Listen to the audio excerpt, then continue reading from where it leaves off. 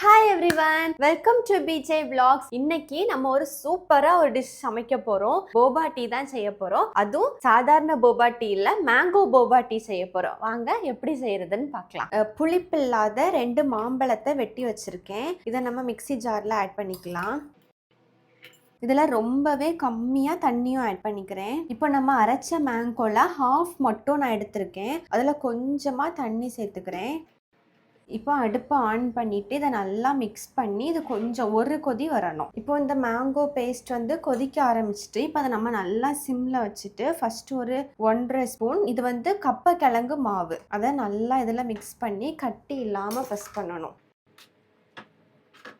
இந்த டைமில் அடுப்பை சிம்மில் வச்சிடணும். இப்போது இது நல்லா கட்டி, அதாவது நமக்கு உருண்டை பிடிக்கிற அளவு வாரது வரைக்கும் மாவு ஆட் பண்ணிக்கலாம். இந்த டைமில் நம்ம அடுப்பை ஆஃப் பண்ணிடலாம். அடுப்புலேருந்து இறக்கி கொஞ்சம் சூடாக இருக்கும்போதே நம்ம எப்படி கையில் பிசைய ஆரம்பிச்சிடணும். இப்போ நம்ம போபாவை வேக வைக்கிறதுக்காக தண்ணி அடுப்பில் வச்சுட்டோம். இந்த தண்ணி நல்லா கொதிச்சிட்ருக்க கேப்பில் நம்ம போபாவை உருண்டை பிடிச்சிடலாம்.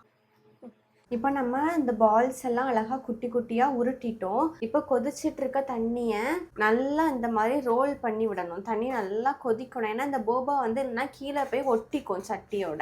அதனால நல்லா இப்படி ரோல் பண்ணி விட்டுட்டு தண்ணி சுற்றிட்டு இருக்கும்போதே இதை அப்படி போட்டுடலாம். அதுக்கப்புறமும் நல்லா அது கீழேயே அப்படி இருந்துடாத மாதிரி நல்லா சுற்றி விட்டுருங்க. நம்ம போபா வெந்துட்டு இருக்க அதே டைமில் நான் டீக்கு தேவையான பாலும் அடுப்பில் வச்சுட்டேன். தேவையான சுகர் மட்டும் ஆட் பண்ணிக்கிறேன். நம்மளோட போபா அழகா குக் ஆயிடுச்சு.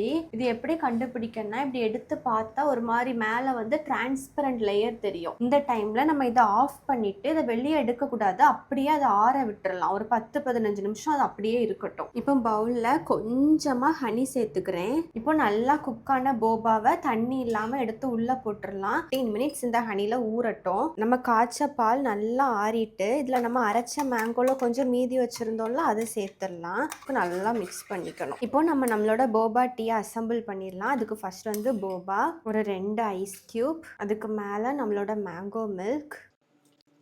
நான் கொஞ்சமாக இதில் மேங்கோ ஐஸ்கிரீமும் ஆட் பண்ணிக்கிறேன். பட் இது ரொம்ப ரொம்ப ஆப்ஷனல். இப்போ நம்மளோட மேங்கோ சங்க்ஸும் கொஞ்சமாக ஆட் பண்ணிக்கிறேன். அவ்வளோதான், நம்மளோட மேங்கோ போபா ட்ரீ பர்ஃபெக்டாக ரெடி ஆகிடுச்சு. நம்மளோட மேங்கோ போபா ட்ரீ அட்டகாசமாக ரெடி ஆகிடுச்சு. நம்மளோட போபாலாம் அழகாக கீழே இருக்குது, பார்க்க செம்மையாக இருக்குது. இப்போ இதை டேஸ்ட் பண்ணி பார்த்துடலாம். நம்ம போபாவோட இருக்குது. நிஜமாக அந்த போபா பார்க்க தான் ரைட்டாக அந்த ஷேப் அப்படி இருக்கே தவிர சாப்பிட அப்படியே நம்ம வெளியே கடையில் சாப்பிட்ற மாதிரியே இருக்குது. டேஸ்ட் அட்டகாசமாக இருக்குது. ட்ரை பண்ணி பார்த்துட்டு எப்படி இருந்துங்கிறத கண்டிப்பாக கமெண்ட்ஸில் சொல்லுங்கள். நெக்ஸ்ட் வீடியோல பார்க்கலாம். பை.